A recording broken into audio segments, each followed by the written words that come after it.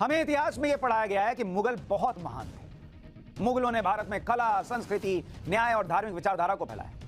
लगभग 300 साल के शासनकाल में मुगलों ने भारत को समृद्ध बनाया। लेकिन आज आपको जानकर हैरानी होगी कि ज्यादातर मुगल शासक वो काम कर रहे थे जिसे इस्लाम में पाप कहा गया। बाबर, हुमायूं, अकबर, जहांगीर और शाहजहां जैसे मुगल शासक नशे के शौकीन थे। किसी को शराब का शौक था, कोई अफीम का आदी था, किसी को तंबाकू की तलब थी। और ये सारी चीजें, कोई भी नशा इस्लाम में हराम है। और ये लोग इस्लाम फैलाने का दावा करने वाले खुद क्या कर रहे थे आज सुनिए। और ये सारी बातें मनगढ़ंत या कोई किस्से कहानी नहीं है। इन सारी बातों को खुद मुगल शासकों ने लिखा है भाई, अपनी मर्जी से नहीं बता रहा हूं।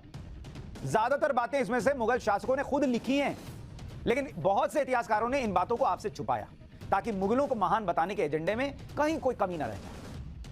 आज आपको मुगलों की ही उन किताबों के बारे में बताऊंगा जिनमें नशे के शौक के बारे में विस्तार से लिखा गया है।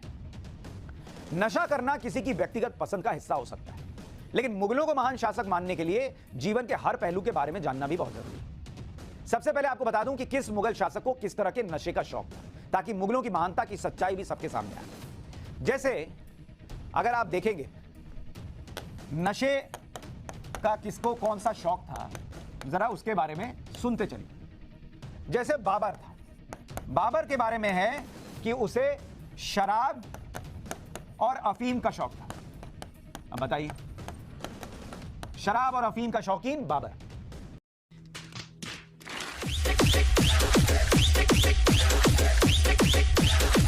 हुमायूं, इसको अफीम का शौक था। बताइए, लोग नशा करते हैं और खुद को बताते हैं कि बहुत हम इस्लाम फैलाने हैं। अकबर, ये तंबाकू का शौकीन था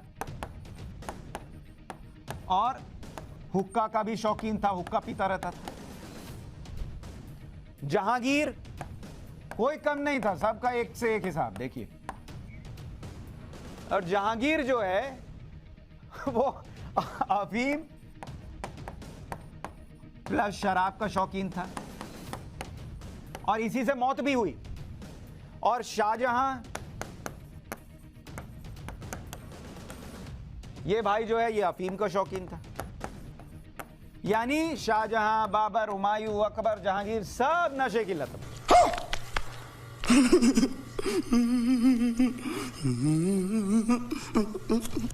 लेकिन इतना मुगलों के बारे में पढ़ने के बावजूद आपको ये पता है। अब शुरुआत करते हैं बाबर से, जिसके लिए कहा जाता था कि बाबर अपने साथ तोप लाया था। लेकिन बाबर अपने साथ अफीम और कई तरह की शराब भी लाया था, ये कोई नहीं बताता। बाबर की ऑटोबायोग्राफी है, बाबरनामा, मतलब उसने खुद लिखी है बाबरनामा। उसके मुताबिक बाबर को शराब और अफीम का शौक था। उस समय शराब को अर्क और अफीम को माजून कहा जाता था।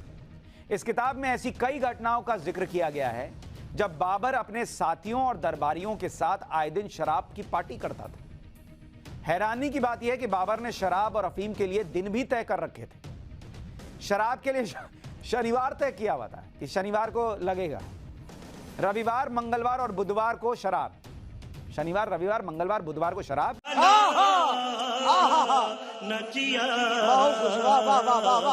सातों दिन तय था।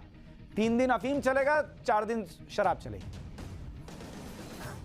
सातों दिन पार्टी, सातों दिन अफीम और शराब।